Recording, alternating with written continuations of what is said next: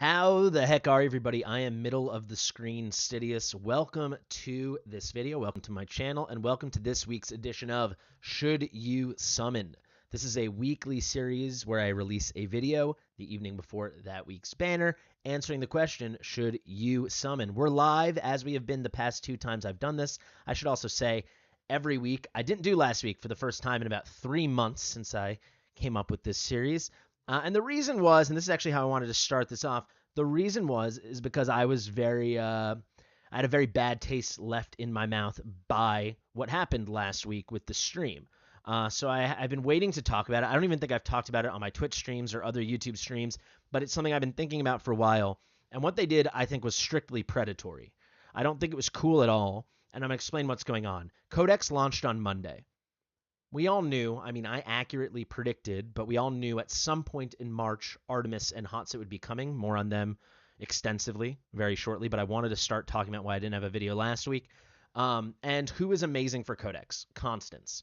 Constance is a Codex god. She is on a lot of the top 10 teams in the world for Conqueror, for Styx. She is just tremendous. I mean, TBD with the Arbiter of Frost, but even still, that's 2 out of 5 codices that she's an absolute goddess on, right? So what did they do? And we all knew Artemis and Hatsut, the most desirable banner of the month, full stop, was coming this month. So what did they do? They did for the first time they've ever done it, they did a 1-day banner, straight up bait banner, trying to get people to pull for Constance. It was a Constance and Laura banner. It was an exact rerun. One thing exactly compared to the other. How do you say it? If you take it tit for tat the whole way down, it was the exact rerun of the Constance and Laura banner from Thanksgiving, like the same epics, the same rates, everything, right? And they run this banner as a 1-day thing, and you could say, oh, it's nice, it's giving people an opportunity to get Constance before this, but a lot of people probably said, you know what, I really could use Constance. You guys can let me know in the chat, or if you're watching the future in the comments, you guys can let me know. But I think a lot of people said, well, I bet Artemis isn't going to be next week, so I can pull now, and then I'll have time to save, or if I'm a spender, buy a few more packs. Well, he was next week, the Artemis and Hatsut banner. So it's just not so cool, so I decided I didn't want to cover it.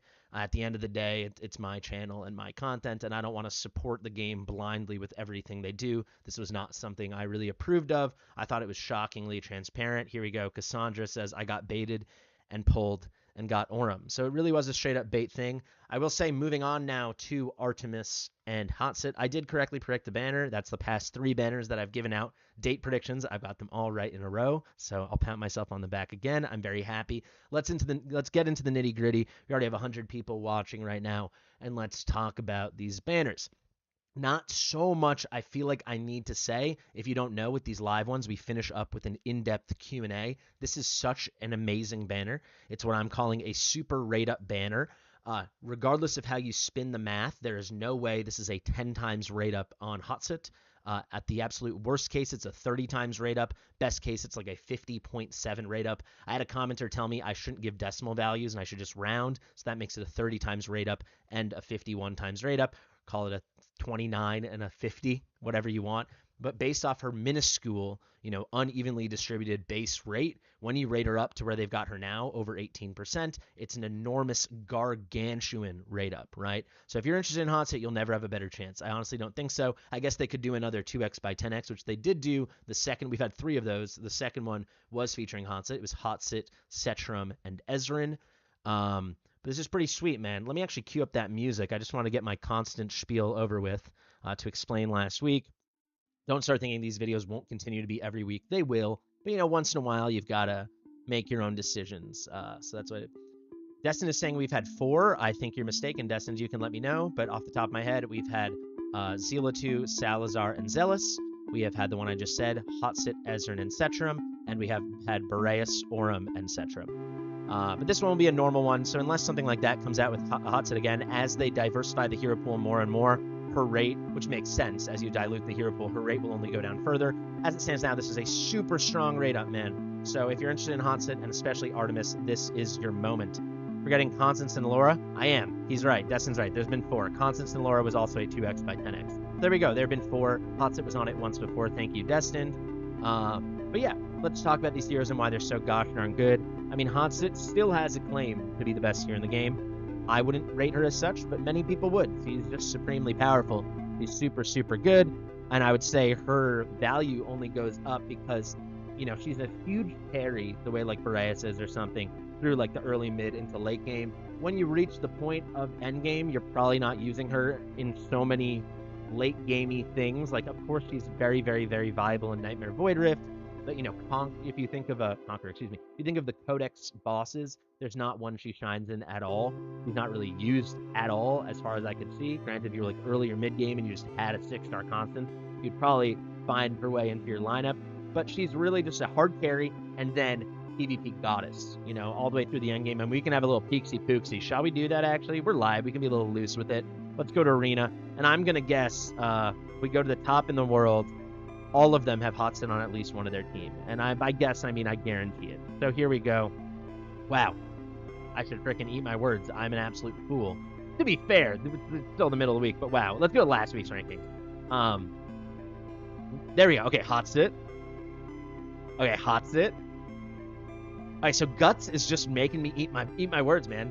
Shout out to Guts from Canada, man. You just made... okay, so not everybody, not Guts. But then Hattsut. Let's see. Okay, not Ron everywhere. So it's not like 100% anymore, but there you go. Number 6 in the world. Let's go to P-Day. Hattsut again. Hattsut. No Hattsut. All right, man. I'm learning. So there's another Hattsut here. So she's only in about 60-70% of the teams, it looks like. Here's No Name, not New Name.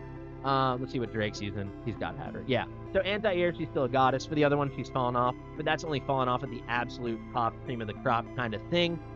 People will still use her in all 3 of these, actually, with very, very high success. You can see Boreas also isn't making an appearance on every single one of these teams anymore. He's in most of them. He's in 2, you know, so she's not fully at Boreas level. However, she will be replacing Boreas in some of these teams, I would assume, like Guts, who are not using her after the Boreas nerf, which is going to be mostly a PvP nerf from what we can see. I mean, it's a general, pretty aggressive damage nerf, but the real way it will manifest will be PvP. So, she's a nasty girl. She's really good. And then Destin is also saying in chat, she's on the best GBG defenses as well. Very true.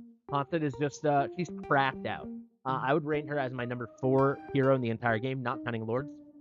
She's just supremely special, supremely strong. This burst damage is outrageous. Let's actually break down the kit.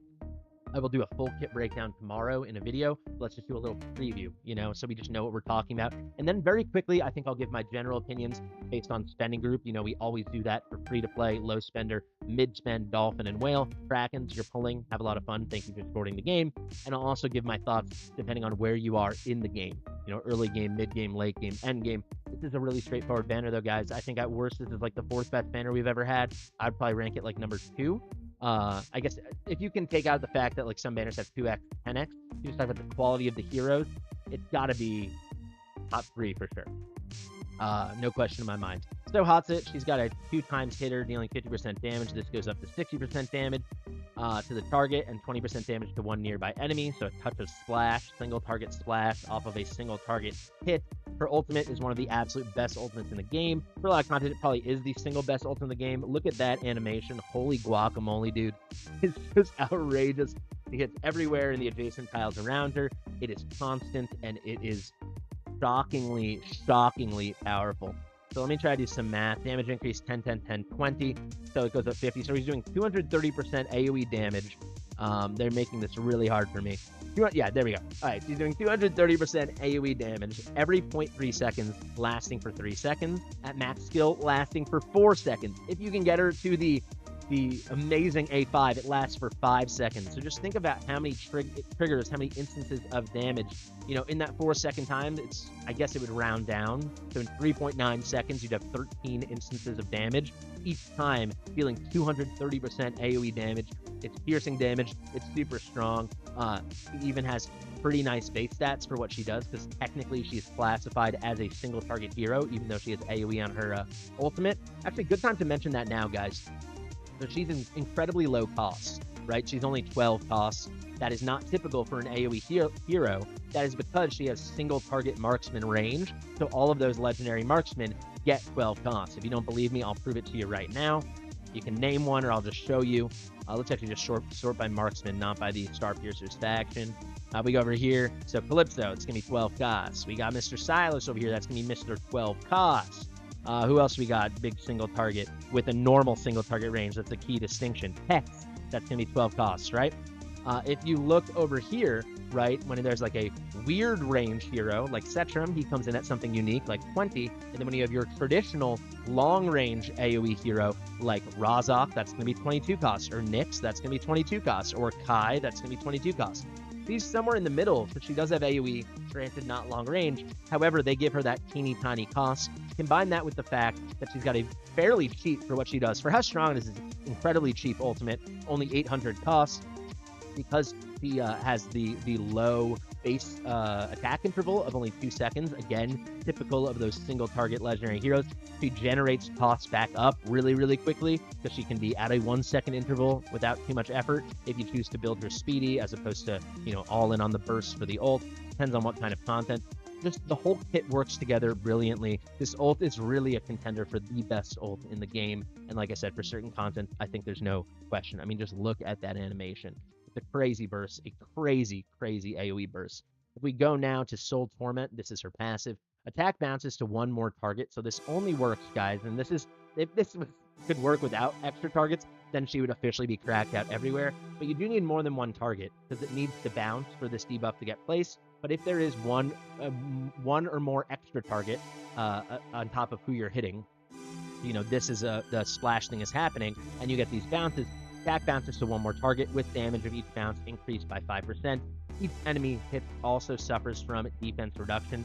So you can see splash damage, you get all this little extras, soul pieces, that kind of thing. What even is soul? I actually don't even know that. Soul pieces +1. Does that come from the next passive? I honestly don't even know what that means. Chat, please let me know what soul pieces +1 means. But you can see here, this goes all the way up to a 20% defense reduction at level 3. So as long as there's any bounce action, he's also just a supremely strong debuffer. There aren't many ranged units that, like non-melee units, platformers that apply decreased defense. It fits very nicely with a piercing type damage dealer. Crazy strong. They're saying soul pieces is another target. Perhaps that is what it is. So 1 nearby enemy, and now it's going to be 2 nearby enemies. Because this is 1 more target on top of this, so I guess it'd be 3, and this would make it 4. We're going to let people figure it out in the chat and let me know. That's the benefit of doing this thing live, or first, depending on how you look at it. Let's go to the final passive here, and this is what then, again, if the whole thing wasn't enough already, if it wasn't crazy enough already, she also is one of the best invisibility heroes in the game, so she can get all the way up to 40 seconds of invisibility when max skilled. Each kill increases attack by 5%. Let's see, attacking, and that's going to last for 8 seconds. That can go all the way up to 10 seconds when this is max skill. Sorry, doing some addition in real time. People are saying the mic is a little muffled. That's not great. Let me see. Give me 1 second. Turn the music down a bit. Turn the gain down. Let me know how this sounds, guys. I'll turn it up now. We shall see. But yeah, it's super strong. So that invisibility allows her to really shine in a lot of Nightmare Voider stuff. And then, of course, she is the best right side gear raid 3 to 19 to 20. Gear raid 3, 19 plus, so all the way through 21. Gear raid 3, stages 19, 20, and 21. She's the best right side unit that you put on that platform. She's invisible, she bursts, she kills everything. It is shockingly easy to use her. She kind of makes the whole, like, the whole challenge of the map, in my opinion, is dealing with the right side, and she just completely trivializes it if you use her correctly. You guys can check out my many streams where I've used her for other players. I personally don't have her, but I have used her a lot, and it's great. No talent to talk about, so I guess that's one demerit against her. But to recap, right, craziest burst we've got. Very nice attack here. She gets bounces, then she can apply defense reduction. Tremendous invisibility with an attack boost. Really good stuff. You know, super low cost at only 12, super low attack interval at only 2 seconds.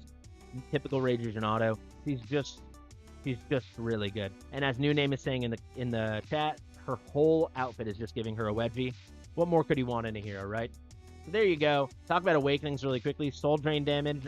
This is from her passive here. This doesn't matter too much at all. I mean, a little bit extra damage is nice, but this isn't the most essential thing in the world. Extra attack, that's huge. At 8.2, an extra 300 when she's only starting at 3750, bringing her to 4050 or so. That's tremendous. A3 increases the duration of her invisibility by 10 seconds, so now it'll be 50 seconds when you have her max skill. Here we're going to get penetration. Yeah, 8% penetration. All those awakenings are fine. Not worth, you know, breaking the bank over, drooling over. But one that is this. The Ghastly Burst Duration, her ultimate, which, as I said many times now, is one of the absolute best in the game. It's going to last a full extra second. It goes from 4 seconds at max skill, as you can see, to 5 seconds. So it's just going to last 25% longer, which strictly just means it's going to be 25% more damage. It already was like mind-numbingly, mind-meltingly large amounts of damage. It's only going to get better. She is truly cracked out. She's worth the hype.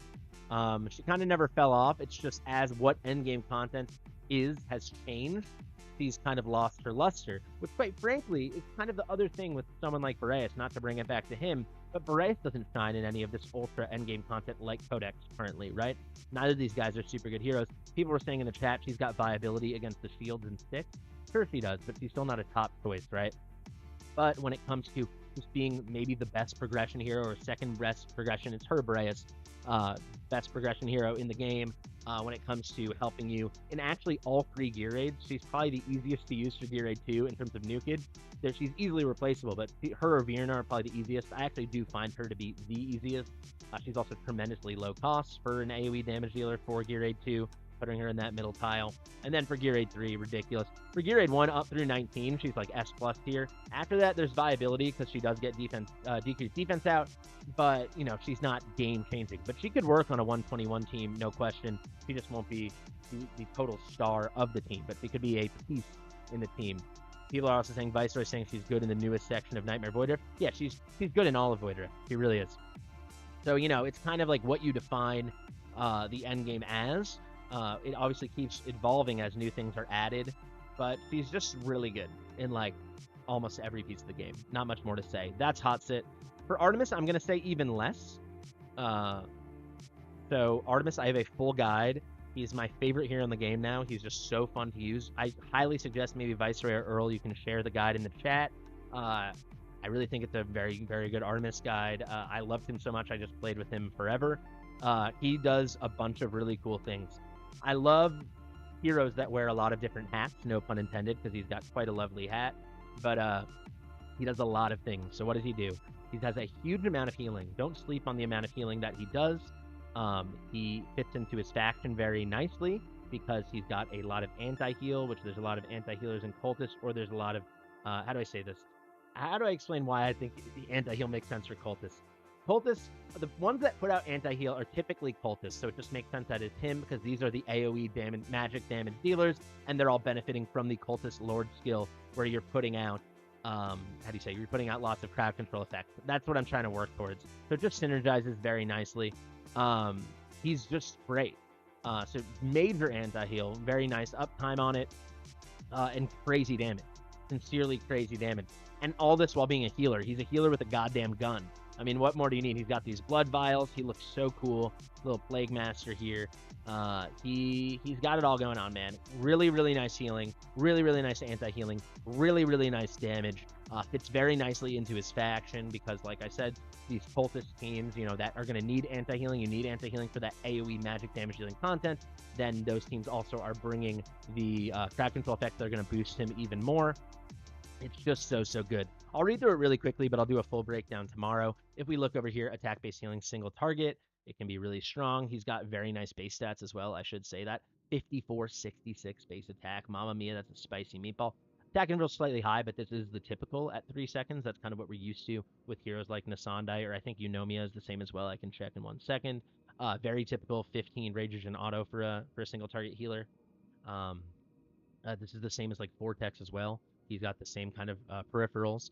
So nice single target healing here. We should talk about the talent. When healing allies applied with Blood Craving, we'll talk about that shortly. He's going to get more rage, so he can cycle his ult, which is where you get the anti-healing and the big AoE damage.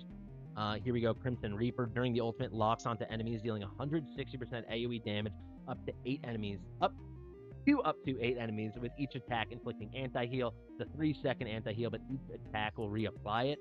You can see this can last 20 seconds, which is really nice. Compared that to someone like Lasir, who he does 1 big burst, and then the anti-heal applied only is going to last 15 seconds. This is a huge AoE that's going to be hitting very, very quickly, and will be hitting up to 8 targets, and it's going to be a 3-second that you keep refreshing. So if you do it right, this will last about 23 seconds buff time. So you have the duration, and then 3 seconds at the very end after he stops placing it while it's still applied. You can see the cost, it's high, but this is the kind of hero you're going to need a max skill. There's just, people are saying single target. Yes, he's a single target healer on the basic. On the ultimate, he's an AoE damage dealer, an AoE magic damage dealer. Sorry, guys, this is going to be a little different since it's live. I'll keep my eye on the chat. But if you look over here, that's 8 enemies, really nice. You're going to want to max skill it up, as I was saying, because it's going to last 1,000. People are saying it's muffled. I don't know how to unmuffle it. It's on completely normal settings. There's nothing I can do. Moving right along, you can see 1,000 cost. That's really good. Let's go to the passive now. During the ultimate, heals up to 3 allies around the target with 100% healing multiplier. So it's not like he just stops healing. Now he has a bit of AoE healing. Basic attack prioritizes enemy targets during ultimate unless there are only allies in range. So there you go. Even if there's no one, even if there are no enemies in range, he'll just keep getting the ult out as during the ult duration, which I probably wouldn't trigger. At least not with any situation I'm thinking of right now. I wouldn't trigger the ult if there are no enemies to hit. I'd just let him keep putting out his nice single target heals. But otherwise, I would do, if you chose to, sorry, I keep getting distracted by chat. If you chose to, he would just be getting these nice multi-target heals. Finally, now we get to the blood craving.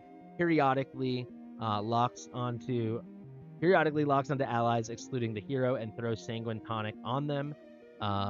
When hitting a target, applies blood craving to nearby allies and heals them with 120% healing multiplier. So it's a nice heal if they're wearing blood craving. Remember, you want to put out blood craving because whenever he heals an ally with it, he gets a nice rage restore. And then if you look here, what does blood craving actually do? It's increasing the healing received from Artemis's basic attack by 30%. And there's a 1.3x multiplier on it. So people are saying there's issues with the sound. Sorry, I keep looking away. I'll just turn the audio down even more. I really don't know what to say. I'm in the red. It's very loud. From my end, if we have a consensus that it's not loud enough, I can turn it up, but then you're going to be more muffled, is what I think. But y'all let me know. This is really good. He's just really, really good. So to recap, big-ass heals, big-ass anti-heals, big boy damage. Big boy damage. I mean, check out the guide that was just linked. I guess once this is published as a VOD, I'll put the link in the comments as well. Artemis is doing, I'm not joking, single target DPS carry for 120. He's that flipping good. He's going to be amazing in Nightmare Void Rift. He's going to be amazing in Gear Raid 1. And let me tell you, he's going to be supremely amazing in Gear Raid 4. Let's check out his Awakenings now. His A1 is so good. So this is so good. One of the best A1s in the entire game, bar none. It is just incredible. During the ultimate, increases crit rate by 50%.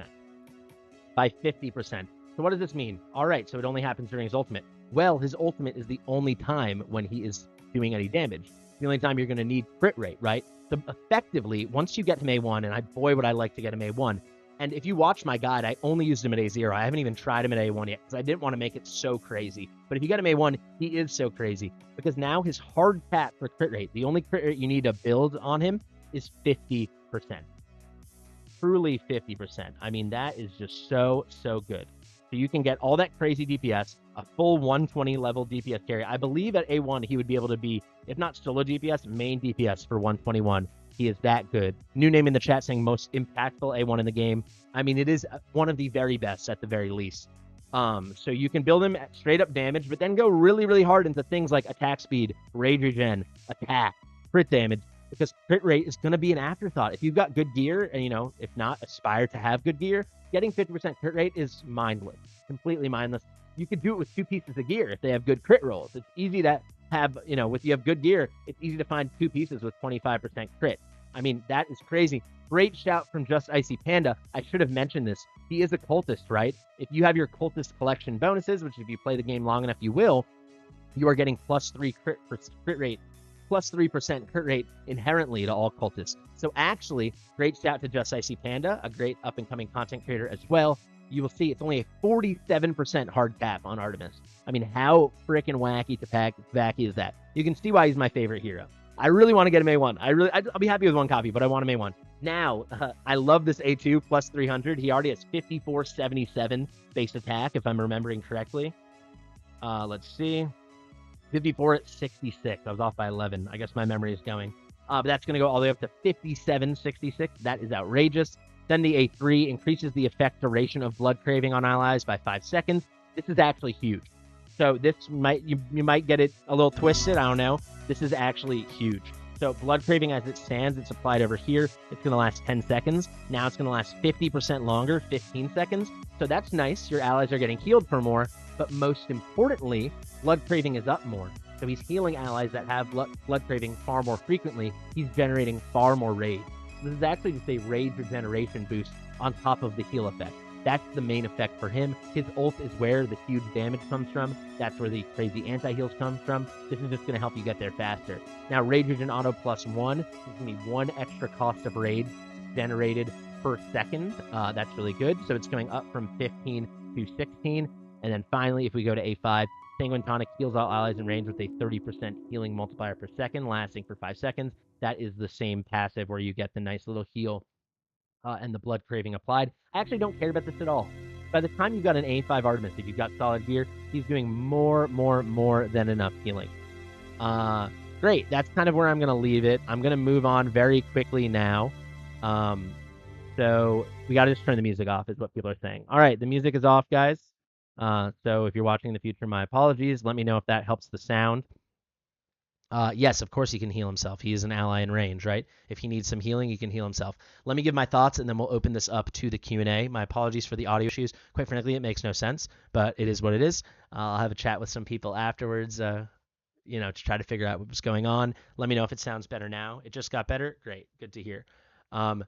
So let me, guys, if you're asking, so people are already starting to ask specific questions. Seamus or Vice or Earl, if you guys want to share the link to my Discord, where we're fielding these questions, I would greatly appreciate it. I'm trying to stay organized. I want to have a nice open Q&A, but I need you guys to meet me in the middle here. So you can, we have the link to the Discord, the link Viceroy just posted. We'll bring you right here. You can submit your questions here. You can see we only have a couple so far, so these are going to be the priority questions. At the end, I can try to keep up with the chat, but I've done this before, and it's like 50 people spamming the chat, which is really cool, but I'm going to miss questions, right? So this is a way to properly stay organized. So moving on to my big conclusions. So let's talk spending. If you're a free-to-play player, yeah, of course. I mean, I don't see any way you wouldn't go for this. I guess if I could be specific, what free-to-play player would skip this banner? I would say you're free-to-play, you already have Hattsut, and you already have like Lyseer, and you're not interested in Artemis. Is Artemis so much better than Lyseer and does so much more and is so much more versatile? Yes. But if you're free-to-play and you really want to be holding out for, I don't know, something else, or maybe you think Reeve is coming next month. I do think Reeve will be the next exclusive hero. We'll have to see. If you don't know if you're going to make it otherwise and you already have Hattsut, if you're free to play and you have A0 Hattsut, you can dream of A5 Hattsut, but quite frankly, I don't think it's happening for you. It's certainly not going to be happening for me, right? So A0 Hattsut is sufficient. And if you're not infatuated with Artemis, I'd say skip. However, I think most free-to-play players should be pulling because I think both these heroes are so good. And I love Artemis. I think he's amazing. Now on to let's watch Hattsut cinematic while I discuss all of this. Now, if you're a low spender, it's going to be the exact same thing, but I guess with a little bit more leniency. But if ever there's a time to spend, isn't it on like the once every 2 or 3 month elite banners that we get? I think it's a good thing. We got Benjamin York in the chat saying he's got Morgan, Virna, Lyseer, and Hattsut. Probably will skip. Sounds like a situation, and he's free to play. Sounds like the situation where you could skip. Yeah, that's totally your call. No judgment at all. I'd say the same thing applies to low spender, but again, like if you're a low spender, this is probably the thing to spend on. I will say, if you've been playing for a while and you're a low spender, I would probably reevaluate spending habits to be more geared towards stamina if you want to be competitive. Otherwise, put them all towards hero collection if that's why you're playing the game. This is all like an internal self-evaluation. Now for mid spender, I think it's a no-brainer. Of course, you're pulling on this. Dolphin, no-brainer. Of course, you're pulling on this. Whales, you might even get Krakeny on this banner. Let's be honest. We've effectively got either a 16x or a 27x on Artemis, depending on how you swing it, and we've got a 30x or a 51x on Hattsut, depending on how you swing it. When I talk about those different numbers, in case you missed my video, maybe a mod can link it in the chat. Basically, since these guys have lower rates to begin with, the rate up is crazy. It's a lot more than 10x. And the two different numbers are from Hattsut. This is basically like a 30x compared to her base rate, but it's like a 51x, 50.7x if you compare to what's your chance of getting Hattsut on another hero's 10x banner. Because on a different 10x banner, every other hero is suppressed, right?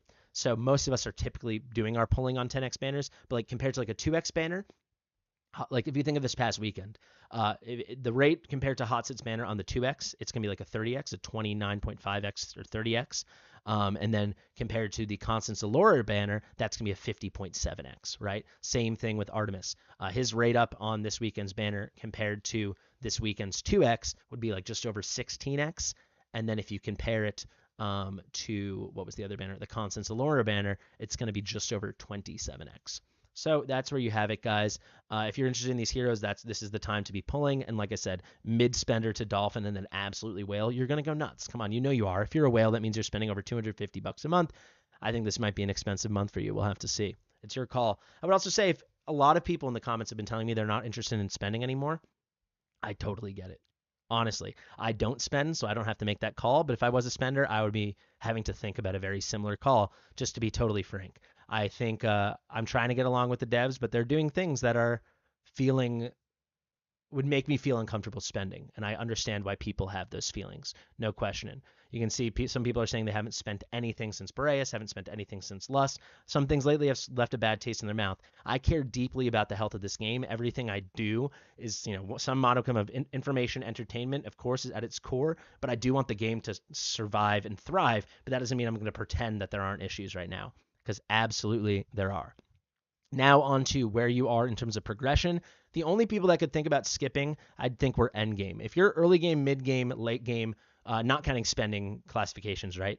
But if you are early game, mid game, late game, all these guys are just going to help you so much. Like if you're late game, that means you're probably still struggling with like 321 or 121 or something. These guys are going to help, right? You might not have finished your Void Rift. Probably you should, but you might not have done it yet. Definitely these guys will help. They're both going to be Void Rift beasts, especially Artemis, maybe the best Void Rift healer we have now. Like him and Eloin will be the top two. If you're end game, now you can start making the thing, do I need Hattsut? Like for me personally, I don't need Hattsut. I don't care about PvP. If I cared about PvP, I'd be playing a different game. Someone said that in a comment earlier on one of my videos. I thought that was so funny and so accurate. It's like the PvP in this game, who are we kidding? All the hubbub about Boreas and PvP. Are you guys enjoying PvP? Am I crazy? The game in this raid has terrible PvP. I'm sorry, it's how I feel. The game, the PvP in raid is so much better than the PvP in this game. I really think that's saying something. This is my opinion. I'm not trying to state it as fact, but for me, that is how I feel. So Hattsut would be more of like a collector's item for me, but also she's so good. I could just see her shining more and more content in the future. She feels very evergreen. I don't see this ultimate ever not being god tier. So yeah, I want Hattsut on my team. I want all the heroes on my team. I'm goddamn Ash Ketchum over here, dude. I want to fill up that Pokédex, and Hatsut's one of the last few that I'm missing. And then when it comes to Artemis, if you're endgame, I still think Artemis might have a good shout, a really, really good shout for Healer Codex. I don't know if anyone's tested him yet on Forerunner. You guys can let me know in the chat. But basically, the only way to apply damage is through the Iona statues, right? He's still going to have a ton of healing on the Iona statues if you build him right. Could he be as good as like Nisandai or Eunomia, like single targets but with huge bounce abilities? I would think no. But I think for a normal account, he's still going to be a big boost there. But yeah, I agree. Maybe limited endgame viability. The place he's going to absolutely shine is Gear Aid 4. He will be the best in the game for what he does in Gear Aid 4. It's not even close. His combination of anti-healing, uptime, healing, and just ridiculous damage is going to be completely unrivaled. That being said, if you guys watch my Gear Aid 4.6 guide, I did not use Artemis. I actually have talked to someone. I wish I could remember his name off the top of my head. He's a Russian YouTuber, or he's friends with a Russian YouTuber. He's just a normal Russian guy, but he actually gave the strategy to a Russian YouTuber. So if I find that video, I will share it. I haven't watched it yet, but he did walk me through his strategy where he didn't even use anti-heal. So it's super possible. You just need really high quality stuff, or at least just have really great technique. I'll have guides on all of that when Gear Aid 4 comes. But he's not like 100% you need him. I already beat it my first time without him. But boy, having beat it without him, I can only imagine how much easier it would have been with him. So I think endgame you do have a thing to make. And I think actually free-to-play endgame, that might be like the one kind of overlap of a situation where, you know what? Maybe this is the banner, the amazing banner you skip. Because we're at that point, man. You can't summon on every banner anymore. I don't know if you guys have noticed, my diamonds aren't going up. I don't know if I'll be getting them anymore, so I'm really back in that free-to-play mindset. I'm not planning on summoning on everything anymore. I will tell you, though, as I like to wrap these things up before we get into the Q&A, I'll tell you what I'm going to do. I'm going to spend everything I've absolutely got. I've got 40 of these. I've got about 14,000 of these. We'll see if I have a bit more by the weekend. I'm pulling everything. I certainly have enough to hit 1 pity. Maybe if I'm lucky, I'll hit 2 legendaries. If I hit an early one, then I'll be able to get another pity, I think. Otherwise, maybe I hit my pity and I just snag 1 more. We will just see. People asking about CC rewards. They've just nerfed the rewards a lot. There's a lot of behind-the-scenes stuff. Story for another day. But essentially, I'm fully in a free-to-play mindset now. My plan, knowing what I know, is I'm going all in on this manor, and then I'm not spending anything else on summons until I hear about Reeve. And if I hear next month's exclusive isn't Reeve, I'll have to make an evaluation. But I'm counting on Reeve. That's where my heart is. That's what I want to do. So here we go. Here we go. Question and answer. Let's do it, baby. So let me pop open these questions and let's start at the top. Still very few submissions, guys. So this is where the priority is going to go. If you have specific questions for your account and stuff, submit them here. Otherwise, I might not get to them. If you want me, I guarantee you, if you submit your question here, I'll answer it. Otherwise, we'll see. I don't know. So let's go in, guys. Let's start at the top. Starting off with the editor on some of my videos. If you guys have liked some of the more edited content lately, that is from Mitchell, aka Itzy Burr, and he asks, if I don't get Hattsut, should I delete my account? The answer is yes, and quite frankly, Mitch, if you don't get 6 of them, you should delete your account. If you don't have A5 Hattsut, I don't even know what game you're playing. Now we've got one from a very small creator named Camba Destined on YouTube. Sounds like mid content. I don't know. If I have Hattsut plus Lashir, should I even pull? I'm gonna pretend this is a serious question from Destined. It's an interesting thought. Lashir does more than enough. For me, Artemis is such a unique and powerful hero that I just absolutely want him. I've got A3 Lashir. Granted, I don't have Hattsut, so I'd be pulling anyway. But even if I had Hattsut, I'd be pulling because I just think Artemis is super fun and desirable. But I do think that's a great articulation from Destined, whether he meant it as a joke or not, of a situation for someone who might want to skip, Getting A5 Hattsut is going to be a pipe dream from almost, I'll say 99% of players. Even if you open up, you're going to have to really open up that wallet to get yourself an A5 Hattsut, with or without a banner, because you're going to have to get lucky as heck. And I do think her other awakenings are not so thrilling. I guess A1 and A2 are kind of cool to me. The rest I don't care too much about. So, yeah, Dustin, I think that's a situation, knowing where you are in the game, where I would probably think about skipping. I wouldn't because I love Artemis, but you totally could. This one I don't think has anything to do with the banner, but, Redoubt Flame did take the time to... Should I just pull this up? I don't even know. You know what we can do? I'll do it like this. I'll do a little bit of this. And you guys will, if you have a keen eye, you'll be able to see what I'm seeing. We'll do like this. And then I'll put, I don't know, Hattsut up in the background again. Give me one moment. And again, apologies for the sound issues. So yeah, Redoubt did the courtesy of actually submitting the question, so I'll answer it regardless. Can you make a video about all the changes with starting a new account? I don't know what all the changes means, so if you want to clarify that further, that would help. I sincerely don't know what all the changes means. I just started one after being gone for 6 months, and there's sort of, okay, so since you were playing 6 months ago, Void Rift faction trials are unexpected and annoying since you didn't know about them. I don't think that changes your progression at all. You just stay on top of your Void Rift. I guess generally people always ask me, how do I know when I should move from Elite Void Rift to Hard Void Rift, or Hard Void Rift to Nightmare, or Normal to Elite? Why don't you just try? If you, I would say the second that you feel like the Void Rift you're on is even close to easy, if it's at the point where it's not taking you 3 hours, then you're probably pretty strong, I would say, and it's time to look higher, right? Like, and if you really want to min-max, I would try every week and just try those first stages, those first Aracha stages or those first Selene stages, and you'll know immediately if they're kicking your ass or not. So that's my Void Rift answer. Now it looks like Redoubt Flame has a more specific question. Is it worth to reroll in hopes of getting Hattsut? Sure, but you're going to have to reroll right now. Because you're not normal banners only become available to you. I believe it's 72 hours. I believe it's 3 full days after when you create your account. So right now it's Wednesday. So if you want to be able to be pulling on Sunday, you're gonna have to re-roll like 10 accounts right now. I bet you one of them will get her if you grind hard on all of them, get some multiple instances going. But yeah, if you're starting a fresh account, why wouldn't you want to start with Hattsut? It doesn't get better than that. Let's keep going. Wilson, I was thinking about you guys. Don't you think this might be a bait banner for Moonton to see if people are willing to spend after Boreas nerf? It is the first massive banner since Valentine's Day. What do I think? I think they're probably putting their toesies in the water. I know they already were planning on it. They already sent us material to prep for Artemis like over a month ago. So certainly Artemis was planned this month. Was he planned to come out with Hattsut? I would think so. I don't think they would just be able to throw the artwork together, the really nice artwork, that quickly. But you know, you never know. What I would say generally, looks like people are now finally submitting some questions. What I would say generally is I do think they're curious. They're going to be very curious to see how this banner performs.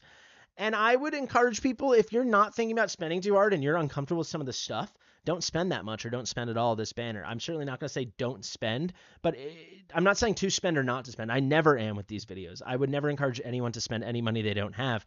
But you know, if you want your voice to be heard, one way to do it is by spending less. That's all they care about is the bottom line with these games. These games are all run by like casinos and casino adjacent companies. They just care about dollar bills. It happens that this happens to be a good game, and they do seem a bit more interested in player feedback than normal, which I think we all sincerely and deeply appreciate. But at the end of the day, if you want to have your little voice heard from whatever corner of the world you are in, you can speak with your credit card or with the lack there of using it. I don't know if I said that right. Hope that makes sense. I think that's a great point, Welson. Now we've got Jerby. I know Hatsut is really good, but I finished all content in the game already without Hatsut. Would it be worth pulling on the banner even if I don't have immediate use for Hatsut or Artemis, or wait for something like Comet 10X that could help me in new Gear Aid 4?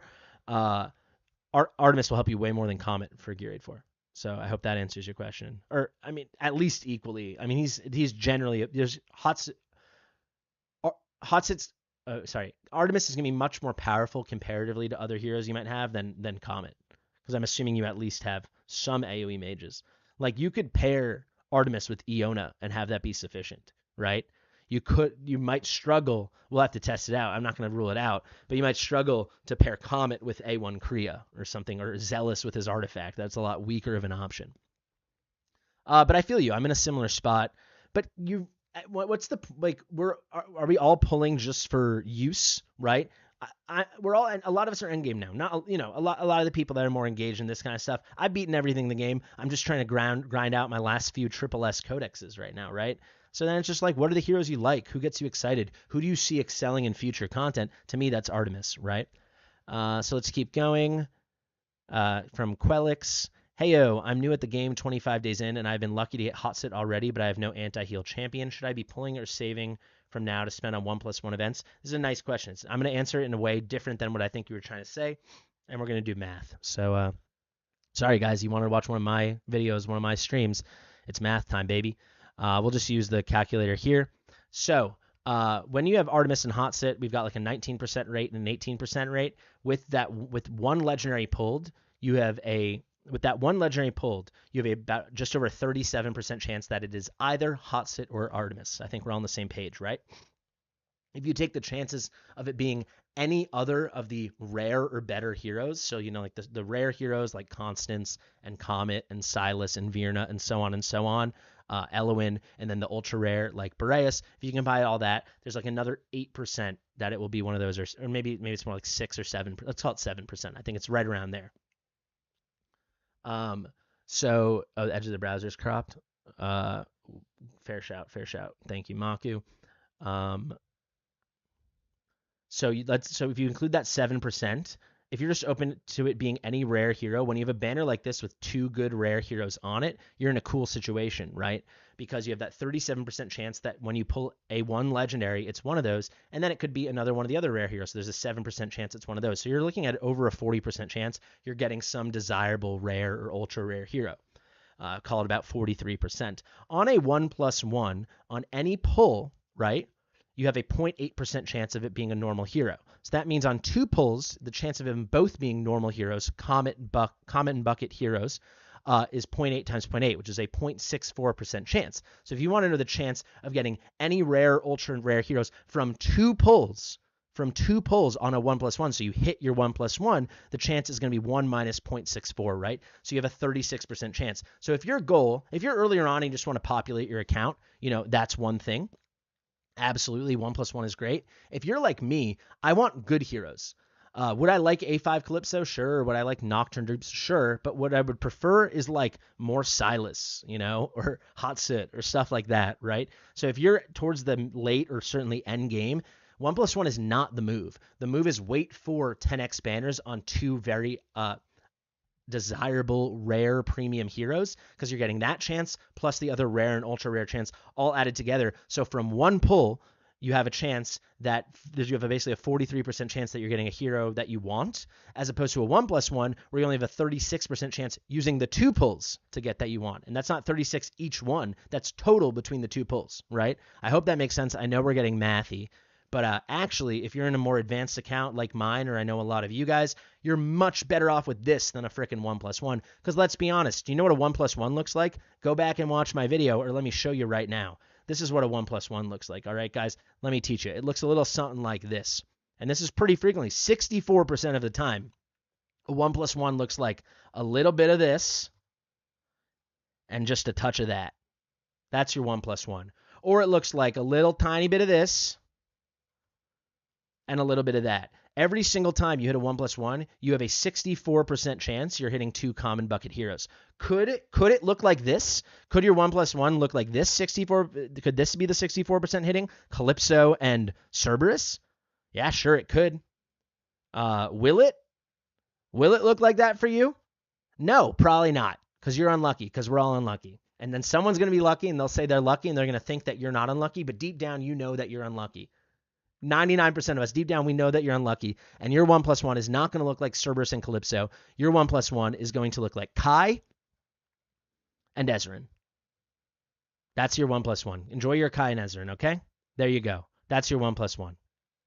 There you go. Benjamin York, Regulus and Kriya. My last 1+1 was Zealous and Anai, baby. That's the game we're playing. So if you really want to work the odds and you're looking just for quality, not quantity, this is the banner for you. All right, let's continue. That's my spiel. Sorry, I know this is so small. Let's make it a little bit bigger.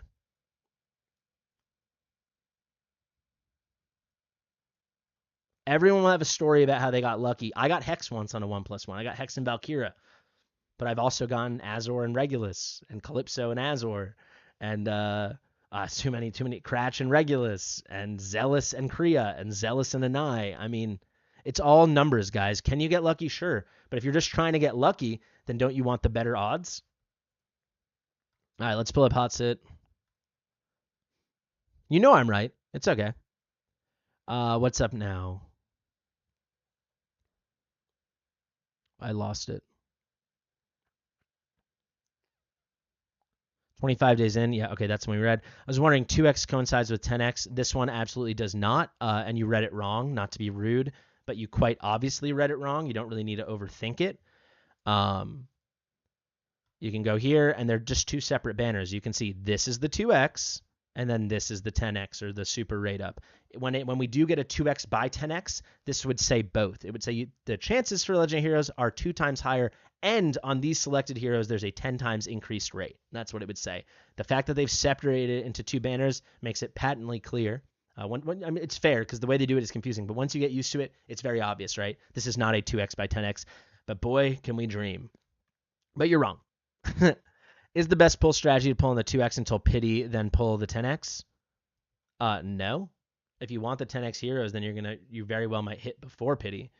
But what's the point there? So you're saying if your goal is just to hit a legendary, and okay, I see what you're saying. All right, you're saying all you want is a legendary, but once you reach pity, should you switch? Yes, of course, that's what you should do. If your goal is just to get a legendary and you can't get one before pity, yes, then you make the switch. But if you want those heroes, don't tempt fate and start on the 2x. Only do that if your goal is just to hit gold as fast as possible. Then when you hit 200 and now you're into pity, then you can make the switch. Good call, absolutely. Well put. That whooshed me for a second. Isn't the 10x pulls bleak unless you're endgame hunting specific units? You need like 200 pulls if you're fresh off mid-gamer. Should I pull 2x or 10x? 2x fair, I guess. I don't know. There's so many heroes that aren't going to help you. If you're truly mid-game, maybe. But a lot of people like think they're mid-game and they're not. Because like that Kriya is not helping you. That Cratch is not helping you. That Anai is not helping you. And this is like 95, 99% of the cases, right? So go for the 18% chance to hit on the hero. And when you get a banner like this, there's 2 options. So you got like a 37% chance. So no, but this game with a very unpopulated hero pool compared to like Raid Shadow Legends or certainly Summoner's War, 100% you should be going. 100% you should be going for the quality, not the quantity. I will agree, early and mid-game properly, yes, you should just be going for 1+1s and 2x's. But, yeah. Let's see. Uh, Artemis seems OP. Can he solo heal normal content? Yes, he can. Do not have an anti-healer, so I'm probably going to be spending this weekend. Is anti-healer similar to same as another champ? It's one of the best anti-heals in the game, like for sure. Might be the best. Him and Demi might be the best anti-healers. Maybe Lasir with max skills can compete too. Let's see. Low spender at this point. Looking to wrap up 20 and 21 on gear raids. I cleared 20 on gear raid 1 and 2 and 19 on 3. With the heroes I have, would you suggest pulling? Also, A5 Furia sucks. That's really funny. Wow. Are you really a low spender? Because I don't know. I don't know about all that, though. But yeah, nice. Um, I mean, you know the answer. Of course you should pull. You're trying to beat 121 and you're trying to beat 320 and 321 and you have a chance to get maybe the best hero in the game for each for what they do. Come on. Of course you should pull. With A5 Lasir, do you think A0 Artemis still outperforms? I do not know. I have A3 Lasir. I do not know A5 Lasir. So let's check.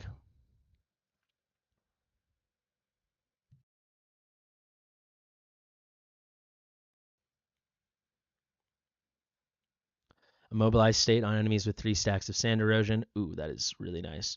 A5 Lasir's cracked out. I'll give you that. I will give you that for sure. They're different though, because Lasir's not healing anyone. Lasir's damage is way, way, way less than Artemis. But I would say in terms of anti-healing, if you have him max skilled, he is worse. Of course, he's strictly outclassed. There's no awakenings here that improves the duration of anti-healing. You know, this is just going to be more sandstorm triggers. This is going to be more crowd control. This is going to be more damage. So Lasir's best case, right, is that this lasts 15 seconds when you get it at level 3, whereas Artemis's is basically going to be 23 seconds because you have a 20-second duration continuously reapplying. If you get that nice reapplication at the end, there's another 3 seconds on the back end. So yeah, he's really good. My pleasure. What you say about Gear Aid 4? I'm in 400 server. They open after 21 days again. That mean it'll be open once every month. You know about that? I don't know about that. That's wacky. I don't like that. Yeah, I am completely with you. I do know in the Mob Bucket interview, they said it would be rotating with 4 different stages, 4 different bosses every week. So they might just still be warming up and working out kinks. You have to remember, I know it's hard to hear, but you're the Forerunner server. You're like, they're not treating your server the way it will be actualized when it's fully developed. And I apologize for that, but it's just the choices they're obviously making. But yeah, that'd be a bummer. I would imagine there's no way it'd be less than every other week once it's all settled. Every week would be ideal. I think every other week would be fair though. The rewards are kind of crazy. Having done it like on Jokes' account, done it extensively, it's very very powerful, very generous rewards. All right, let's go on to the next one. Also, guys, don't forget to like that stream. I really do appreciate it. I'm also a little sick, so that would make me feel better. What are we looking at over here? What quality of life change do you think would be the most beneficial to future growth and longevity of the game? Transparency. I don't know if that counts as quality of life, but they need to earn the goodwill of players back.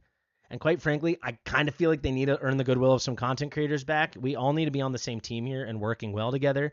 And I just think a lot of people are feeling scorned left and right and feeling like this game's run by, people looking to pad their wallets. And let's be honest, it's a great game. We all want them to make a ton of money, but there's a good way to do it and a Raid Shadow Legends way to do it. And hopefully it's the former. But in terms of quality of life, let me try to think this more real with quality of life. Quality of life is a hard thing to define. If you're talking just about I think there's a lot of amazing quality of life things here.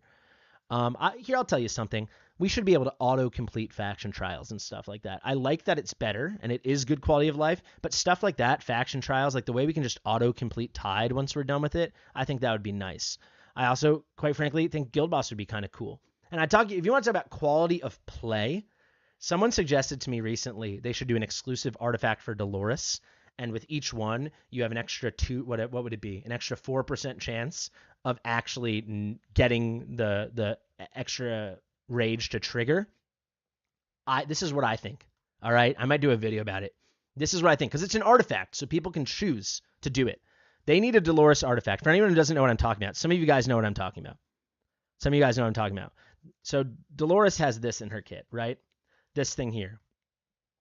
50% chance to increase the hero's rage by 300, which is 1/3, because her rage cap is 900. To increase it by 1/3, you have a 50% chance of this happening when she finishes her ult. When you get her A5, which eventually we all do, this now becomes an 80% chance. But over the course of a long battle like Guild Boss, where she procs a lot, the chance of that 20% chance bad outcome of not getting the rage hitting is extremely high, because she's going to proc, her ult will expire at least 5 times, right? So what I think I would like to see, and it'd be an artifact, so there's going to be a penalty on this artifact, but it's our choice. You don't have to wear the artifact. I want to see an artifact where you either decrease her attack or decrease her inspiration, but increase this to being 100% chance of gaining the 300 at max promo. That would, for me, quality of play. It would save me endless headaches just to have that option. I would forego so much inspiration from Dolores just for this to always kick in. Speaking of quality of life, though, now I just thought of one by reading the chat. I think someone just said this similar. I'm just kind of skimming as I go. But full gear loadouts would be amazing. I really like gear swap. I think there's so much good quality of life stuff in this game. Don't get it wrong. But if we could have, like, this is my high crit damage DPS set number 1. This is my Invig set number 2. This is my, this is Silas gear, ideal Silas set. But then you also have Ageless Wrath Silas set, and so on, that you could title them and switch around. That would be really fun. We had something like that in Eternal Evolution. I bet you they still do have it, but I don't play that game. Not no more. All right. Kind of a tangent there. I'm starting to lose my voice somehow. Let's see now. As a free-to-play month in, should you pull? Yes. Is there something, such a thing as 2x Ancients? No. Not yet, and I don't see that happening. Don't have a question. Just want to say you're doing Venoma's work. Thank you, MDL.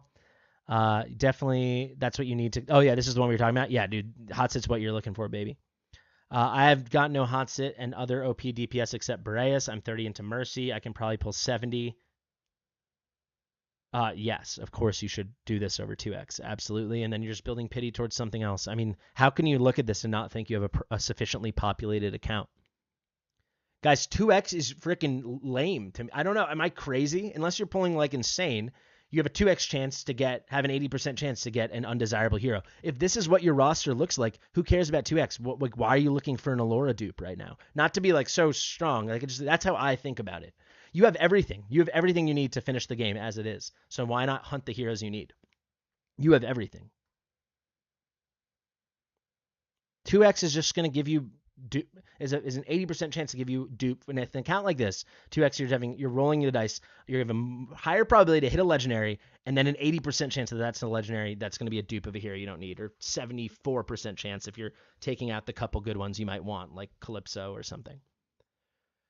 Do you think we'll get 10x Ancient Party next weekend? Ooh, the Torador and Giselle. I would guess it's in 2 weeks. But I'm not going to make a prediction because it could be any of them. I would think if they want to make money off of it, if you're listening, devs, this is how you make money off it. Rework Giselle before the 10x, and then people will spend on it to figure out how good she is. Doesn't matter if me and Ivy and everybody put videos out showing it. People are going to want to try the new shiny thing. But as it stands now, I mean, as much as people want Torador, I don't see them making much money off that 10x with Giselle. Yeah, my pleasure. Sorry if I'm seeming very blunt right now. I'm just, you know how it goes. Good question, Snow River. Certainly in the next 2 weeks. I'd be shocked if it's not in the next 2 weeks. Shocked.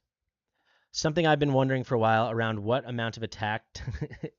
This is a question you will never hear me answer, guys. This is so contingent on so many different things. How much attack do you need? What content are you doing? What are you using Dolores? What is Dolores' build? Are you running a Lord to get attribute boosts? What kind of artifact do you have? Does that artifact boost attack or damage? What does your Pantheon look like?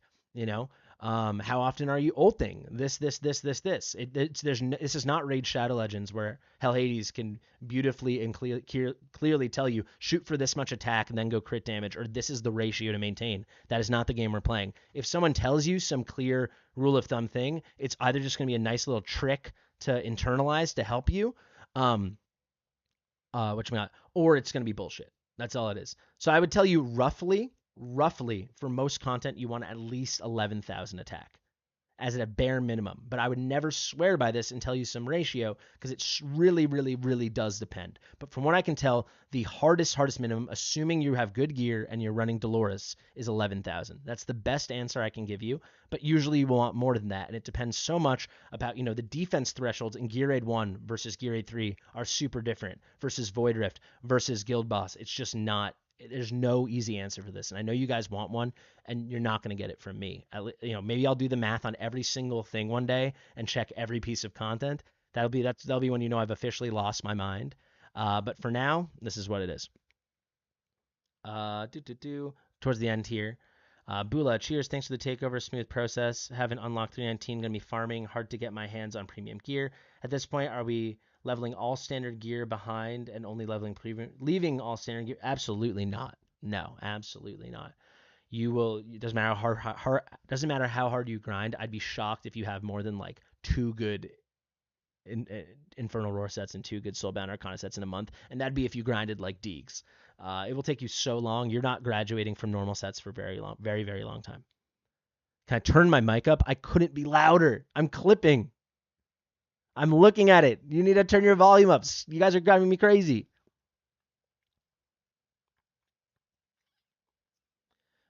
I mean, buddy, Somohexual. I mean, what are we doing here? More than half the time when I pull on these 10x banners, I get heroes that are not the rated up heroes. 2/3 of the time, you won't hit it. It's about there you go. Valerian Brokir was a 37% chance. So you had a 43% chance not to hit it. 43. What is wrong with me? 63% chance. There you go. You of course more times than not. You have a higher chance more times than not.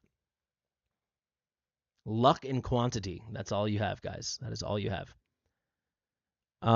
So I think that's basically it. You guys can ask me some questions in the chat really quickly if you want, and then I think we'll already wrap it up. I don't know if you can hear it. I desperately need a glass of water. Also, apparently, I need to buy a new microphone. So y'all can let me know any final questions. Thank you guys for those of you who asked in the channel. We'll leave it open for 5 more minutes, and then we're going to wrap up.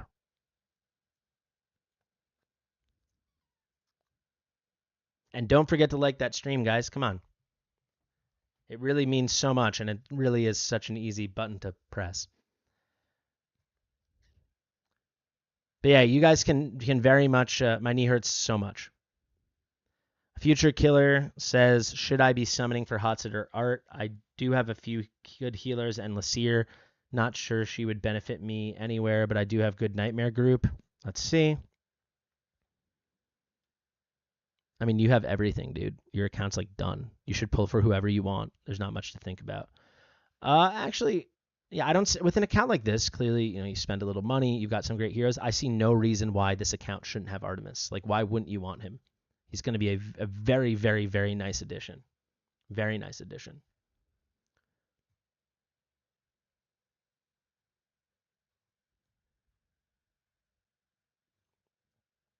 Yeah, so this is a way to get an anti-healer that does 2 other key things. We don't really have so many heroes. Like, Lasir brings some nice crowd control, but quite frankly, like, everyone in that faction basically has crowd control. Snow River says, I don't know why people are complaining about the audio. It's totally normal, if not a bit loud, because I turned it up. From what I'm seeing on my end, it is a bit loud. So, yeah. 1/3 of the time works every time. Correct, Amundo. Pantheon bonuses apply post-deploy. That's a great question. I believe yes. I would have to test this, and it'd be extreme. I'd have to think really hard about the best way to do it. To my understanding, they absolutely would, because otherwise you would see them manifest here. But it's actually, I've never tested that, so it's a very good question. That's definitely something. I should look into. I like that question a lot, Steven. Anything to make Gear Raid 4 easier you'll go for? Yeah. Well, Artemis is going to make Gear Raid 4 easier. New account, already have Hatsut and Setram. Should you summon anyway or hold? If it's a new account and you already have if you're really new, I mean, Artemis would be still a really nice carry, but I think this could totally be a good time. Gunslinger says, when is the next account takeover? I do takeovers every single day. The next account takeover is every day. I already did one this morning. All you have to do is message me if you're interested in a takeover. They're always paid for. I only rarely will do free takeovers as giveaways. I might plan a giveaway soon though, because I think it'd be fun. But yeah, there's the information if you need it. But yeah, I literally ask people. I do them on Twitch every single day, and I do them on YouTube at least once a week. A good time for summon or skip. This is like as good a banner as it is, so I would certainly summon on it. But if you're saying you're new and if you're not a big spender and you already have Hattsut, then yeah, you could totally skip. Revdoll, you might need my help on 221. Just gotta ask. Just DM me.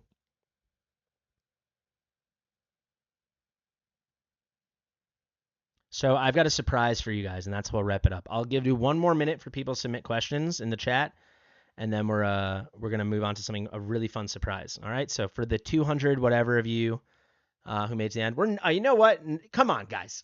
We're at 90 likes, and we've had over 200 viewers almost this whole time. Let's get to 100 likes, and then I'm going to show you the surprise. I'm very proud of this. Huge shout out to Maku and Jake. We've been working on this for like 2 or 3 weeks now. So yeah, would you run Lucia or Artemis for Gear Raid 4? I would do both, personally. Yes, absolutely. It is a website update. 94.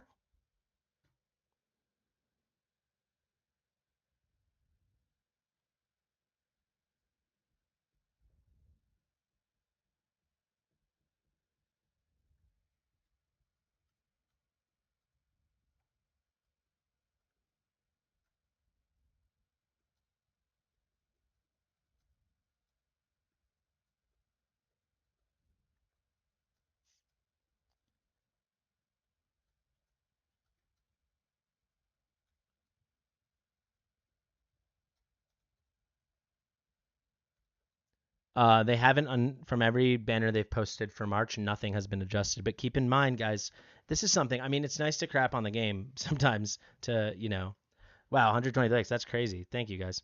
That's awesome. I really appreciate that. But let me tell you, that's a great question, Don, as well. Okay, lots of stuff to get through. What did you just say?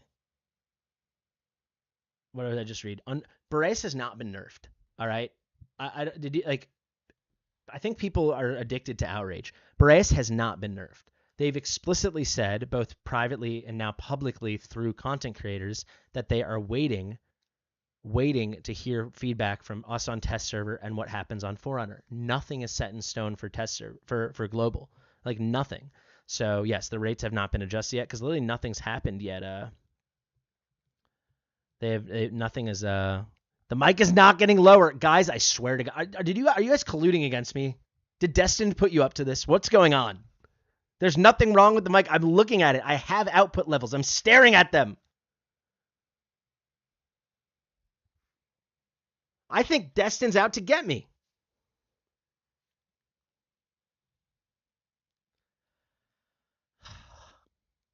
Now I lost my train of thought.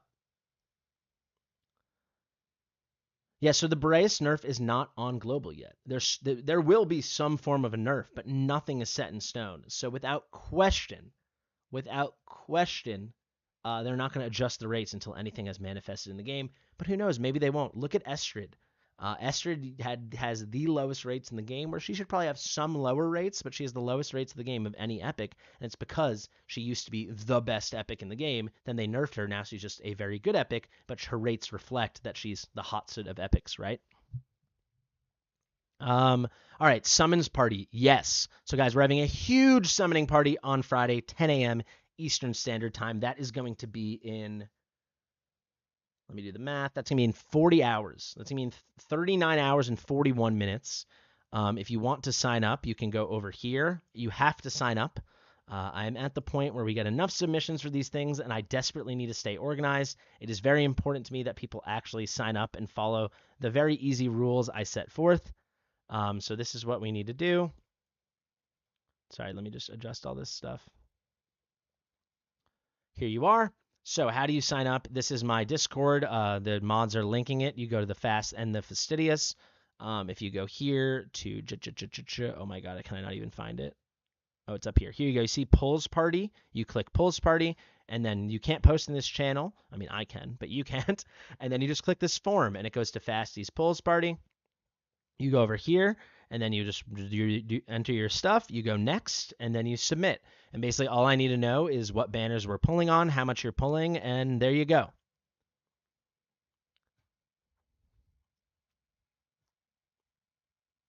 Yeah, there's the form with Seamus. You can also just go directly to the form that way. But yes, absolutely, we're doing a huge Polls Party, 10 a.m. Eastern Standard Time. That's going to be 3 p.m. 3 p.m. Seamus time, so like UK time, and that's going to be 4 p.m. Central European time. I turned the music down. I'm going to lose my mind. Today's the day I have a mental break. Today is the day I've had a mental break. I believe Artemis will be released overtuned as well. I tested him. I would say he's super duper strong. I would not define him as overtuned, but granted, my testing has been limited to like several hours. It is. I think people are confusing overtuned and broken. Boreas is broken. Like when they introduced Boreas, they introduced a new arena mechanic where Boreas could kill everyone before they even move, and no one else can compete with it, right?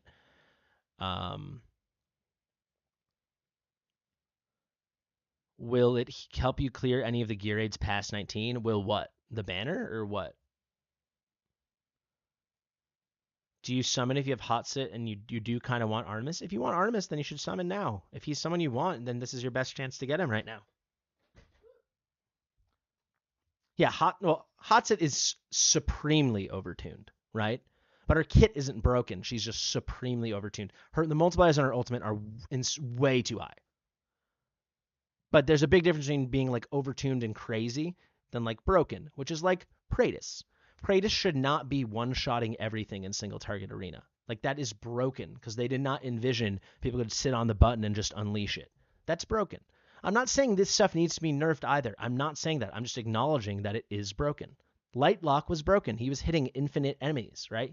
There should be a cap. They should disclose the cap on every hero instead of just saying AoE damage and just be like normal about it. But yeah. I can do a pull party for iOS users, but you need to connect to something more than Apple games. So you need to connect to either VK or Facebook. VK is my preference. What's up, Andrew? How you doing, buddy? Okay, we definitely have enough likes to do our big surprise. So give me 1 second to pull it up, and then this is it. Get hype, people. I did tease this on Twitch before, maybe even on YouTube. I don't remember, but now it's done, and now it's a thing of beauty. So let me pull this up. So this is part of the reason the website is, I'm not going to say delayed because I never announced a specific date, but it's slightly longer with the website. We're adding 2 big things to the website. You could probably guess what they are. Well, you will after this. One of them is what I'm about to show you. And the other one is my artifact tier list, which you could guess because I've been working on that endlessly. I don't know how many hours I put into that. But I'm doing Marksman tomorrow. That will come out I'm filming it Marksman tomorrow. That will come out on Friday. So I'll have Marksman. I'll do epics over the weekend. That will be easy for me. And then you will have my official artifact tier list. I will release that already, but that will be hosted on the website. V1 will just be like a static, kind of maybe slightly interactive image, but V2 will be crazy. Sortable filters by class, by rarity. As you hover over it, you'll get the level 1 and level 6 that appear so you can compare. It is crazy. But V1 is going to be pretty static. This V1 also is not the most beautiful thing in the world, but it's really, really cool. So let me pull this open, guys. Here you go. Big shout out to Jake. Jake from Utah, and then also Maku. This has been our team. Also, if you like the banner, I just made this banner, and I think it looks really good. But we have officially made, for anyone that comes from Raid, Chosen has something like this. I believe Smiley TK does something like this, but this is an amazing version that we've made, and this is going to be our true pack value calculator. And it is V1 is officially complete. So as you can see here, It is going to basically, this is based off of a lot of internal metrics we have figured out from surveying some of the biggest spenders and highest end players in the game, as well as our own data and our own calculations for what we have deemed. It uses USD as the base, which is the typical W gold conversion from what I've seen. But this is going to be it's going to so if you think of Chosen, if anyone plays Raid Shadow Legends, Chosen derives his value from the way the game values things in the shop, and then says if it's above average or below average, what they normally present. That is not how the inner workings of what we're doing is going to happen. What he does is awesome. Ours is slightly more sophisticated, or I should say slightly more nuanced, because we derive our breakpoint null inherent values based off of what the community tells us. So we surveyed 20 of the top players, top spenders in the game, and then another 20 to get even more data. We used some kind of statistical analysis to trim the means. I gave my own input. Special K gave some final input because he's one of the best players and biggest spenders I know. We used those 4 inputs and came out with what we think are the best like null point break even values to help you determine, is this a thumbs up deal or a thumbs down deal compared to what its true inherent value is. So what this does, let me show you an example. Let's pull up a deal here. Perfect. So we have got the Invocation of Spirits turbo bundle, and this is going to be a pack, right? So from the get, eventually I will also host, once we've unlocked these packs, I will host the way Smiley TK does on Raid. I'll have a Discord channel where I will have the output from our calculator, which is going to tell you just straight up if it is a good deal. But these are hidden away right now, so I can't tell you. But what I can tell you is like this first part, right? So what you do is you just take these values, you input it, and it's going to tell you if it's a good deal and by how much. Eventually, we'll have huge kind of more sophisticated color coding and inputs, and we'll grade the deal. Right now, it's going to be fairly binary and just give you a percentage over or under value. But you can see it's going to be 300 diamonds, 5 rare summoning crystals, and 20k gold. 20k gold, I'll just tell you already, is worthless, and I'll show you that right now. So you can type in 20,000 gold, and we'll just evaluate it. We got to put in some kind of pack price. This is not how you'd use it, but I'll just show you. 20,000 gold, just so you know, comes out to 2 cents, right? But let's clear that. Let's do this for real. So we're going to do 20k gold. What did I say? 5 rare summoning crystals and 300 diamonds, and it costs $10. So this is how you use it. So 5 rare summoning crystals, 300 diamantes, 300, and then you go in here, you type that it is $9.99. You evaluate, and now it gives you everything you need to know. And here's the big feed, and this is the final update we made today. In-game price is 26% overvalued. So they are valuing it as 20% more than what it should be, because the true pack price that we calculate with all our inputs and our calculations is actually $7.42. The in-game price is $9.99. So they're overvaluing this by 26%. So inherently, you know, this is like over a quarter more than what it should be. That is not great. And then we even break it down for you. So we're valuing the rare summoning crystals at 88 cents. We value it 1 diamond as 1 penny USD. Then you can see the gold is valued at this tiny fraction of a penny, so 20,000 only comes out to 2 cents. And then we value a diamond at 1 penny, so it's $3, right? So you can add all together. This is a bad deal, right? Eventually, we'll have straight up grading depending on how much an overvalue or undervalue it is. But there you go. So let's try to find another one. Are they all going to be trash? I don't know. Let's see. What are some good examples? All right, let's try this one, right? So this is the Apocalypse. Shout out to Apocalypto summoning pack. So it's 5 to 1,800. So 5 to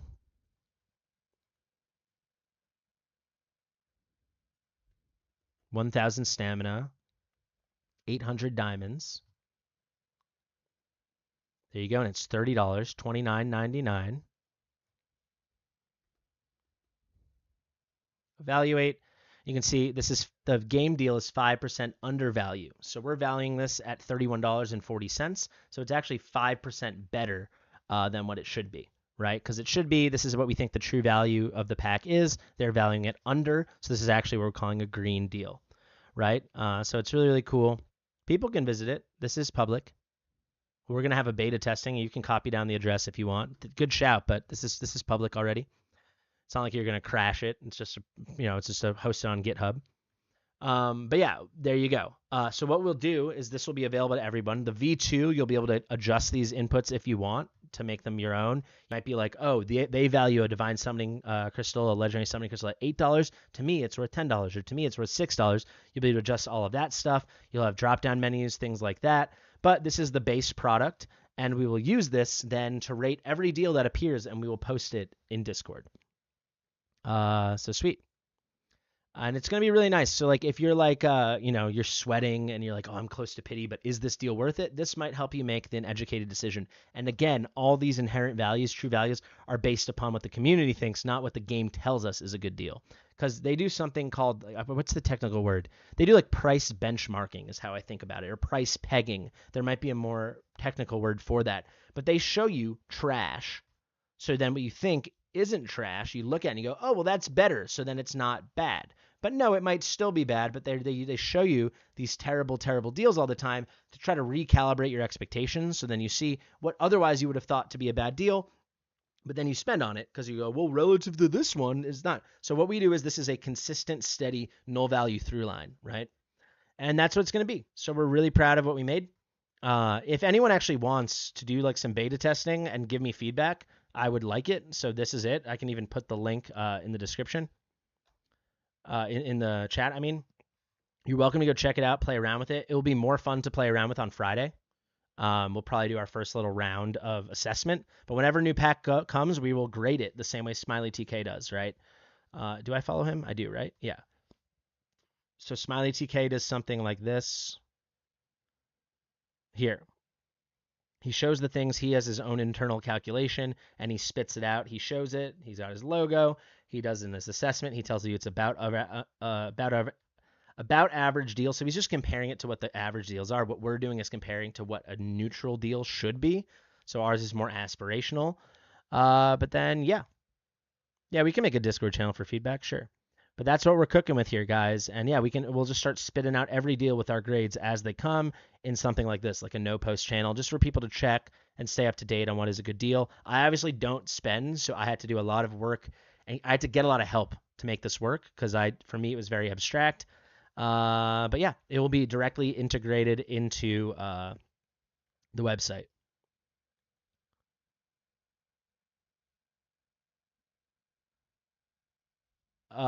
It's just an extra feature on the website, and eventually this will be customizable, so it won't just be. Not everybody likes using Discord. This will also be posted on the website. Some spit out like this.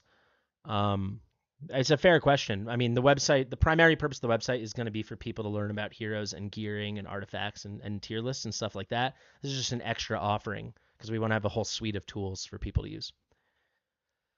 But yeah, and yeah, it will be like I think a lot of people want to adjust their own values and have more custom agency over the output. I will wrap this up with one more thing, guys. I'm very close to my next goal on Twitch of 1,400 followers. On Twitch, I stream Watch of Realms every single day, sometimes for 12 hours a day. You get to see all the behind the scenes stuff, everything I do from, account takeovers to my own account to grinding stuff out to just sitting there farming, listening to music, editing thumbnails, editing videos, all that good stuff. Highly suggest you check it out. But on top of that, as you can see, what's this over here? Hollow Knight. I'm always playing another game. So that game right now is Hollow Knight. I'm super, super into it. So I hope you guys check it out more and more. As you can see, it says we're at 1,400 followers, but we're actually at like 1,377 or something. So if you are interested in supporting me, just to support me, or also you want to see my Twitch content, you can check me out over there. I'll be streaming Hollow Knight very shortly. I'm going to have a bite to eat, have a shower. So within an hour or two, I'll be streaming Hollow Knight, and I'll do that all night till it's bedtime. So guys, thank you so much. Again, sorry about all the mic issues. I sincerely do apologize. Yeah, I definitely need a glass of water. I hope this was helpful. I know you guys seem to like this Q&A thing, so we can certainly do it more and more. Honestly, for me, it's more fun than doing the should you summon things got old. Everyone does them now. Do I value my opinion the most? Of course, but that's because I'm a biased asshole and it's my opinion. But I mean, you can get that information anywhere, so I'm trying to do something a little bit more special and answer your question directly. But yeah, guys, thank you so much. If you haven't liked the stream yet, don't be afraid to like it on your way out. I'm going to wrap it up right here. In conclusion, I really think 98% of you should be summoning on this banner. And if I could leave you with one other thing, if you're not feeling great about things in the game and you're thinking about spending less, then spend less. No one's making you do anything. Don't subscribe to any sunk cost fallacy. You know, of the 185 of you, maybe 184 of you will be able to spend enough to compete with the big boys, and the other ones of you, you know, you're just spending for fun. And if it stops feeling fun, then don't do it. Right? You'll get everything over time. You will get everything over time in this game. It's a good enough game, and there's enough free-to-play viability, and there really is. You will figure out everything over time in your own way. So I think that's really important to remember. Thank you so much, guys. I've been Fastidious. If you like my stuff, share it with your mother. I'll see you in the next one. Hit the notification bell. It's the best way you can support me or any content creator like. Hit the notification bell. Hit the notification bell. All right, bye.